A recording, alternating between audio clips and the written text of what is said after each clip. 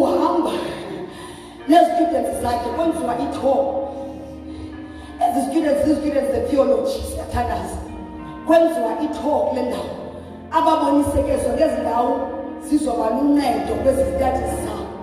Kuthiwa bafike in one of these buildings.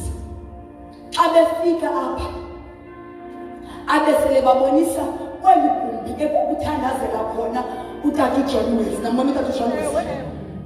Kuthiwa xa kufikwa kotata bam kweli gumbi katata uJohn Wesley apha eflorini kusekhona izigingqi zamadolo awayeguqe kuwo utata uJohn Wesley. And mind you, it's many years wabhubha kudala. Uthi lo professor ndafika ndabakhombisa ba uJohn Wesley wayeguqa kule ndawo. Uthi lo tata baphume uthe xa ebala izitudents zakhe zingene ebhasini waqonda uba no mani ukhona oyi-one oshotayo apha kwezi students. Uthi lo tata ndabuyela back kwi-building ndithe xa ndifika kwi-building one of the students uguqe exactly phezu kwala madolo katata uJohn Wesley. Uthi mama ndingamphazamisa